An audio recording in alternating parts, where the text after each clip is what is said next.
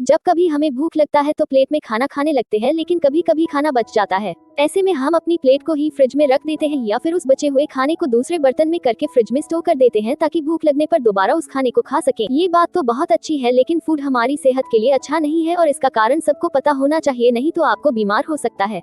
दोस्तों, फ्रिज में रखे खाने को हम मान लेते हैं कि आज पकाकर रखेंगे तो अगले 2-3 दिन आराम से काम चल जाएगा। लेकिन आपको बता दें कि अगर आप बचा हुआ खाना दोबारा उपयोग करना चाहते हैं तो फ्रिज में रखते समय कुछ खास बातों का ध्यान रखना होगा।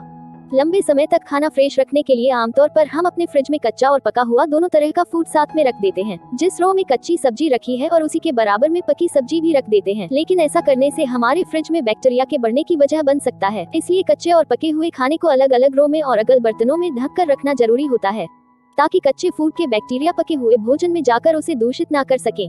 बेहतर होगा कि आप पके हुए भोजन को स्टील के टिफिन में बंद करके रखें। लेकिन अगर आप फ्रिज में रखे पके हुए चावल को खाना चाहते हो तो आप इसे फ्रिज में रखने के 2 दिन के अंदर ही खा लेना चाहिए, जिससे चावल आपको पूरा पोषण देगा और आपका पाचन भी ठीक रहेगा। लेकिन अगर आप गेहूं की रोटी को फ्रिज में स्टोर कर रहे हैं तो यह लंबे समय तक फ्रेश बनी रह सकती है। आप 1 सप्ताह तक भी फ्रिज से रोटी निकाल कर उसे गर्म करके बटर लगाकर खा ला सकते हो, लेकिन यह रोटी उतनी टेस्टी नहीं रहती है। यहाँ तक कि कुछ लोगों के लिए पेट दर्द की वजह भी बन सकती है। इसलिए अगर आप गेहूं की रोटी को फ्रिज में रखते हैं तो रोटी बनने के 12 से 14 घंटे के अंदर उसे खा लेना बेस्ट होता है, क्योंकि इतने घंटे बाद गेहूं की रोटी सबसे अधिक स्वादिष्ट लगती है। लेकिन अगर खाना खाते समय दाल बच जाए तो आप उसे फ्रिज में रखकर उपयोग कर सकते हैं, पर आपको इस दाल का उपयोग 2 दिन के अंदर करना होगा। ऐसा करने से यह पेट में गैस का कारण नहीं बनेगी। ऐसा कई बार होता है जब हमने नाश्ते में खाने के लिए या दोपहर में खाने के लिए फल काटे होते हैं और वे बच जाते हैं तो इसे फ्रिज में रख लेते हैं ताकि इनका उपयोग बाद में किया जा सके। लेकिन हर फल को खाने का एक निश्चित समय होता है, उसके बाद यह फल दूषित हो जाता है। अगर आपने कटा हुआ पपीता फ्रिज में स्टोर किया है तो आपको 6 घंटे के अंदर ही उसका उपयोग कर लेना चाहिए, नहीं तो यह आपकी बीमारी की वजह बन सकता है, क्योंकि धातु लगने के 8 घंटे बाद तक पपीता दूषित होना शुरू हो जाता है।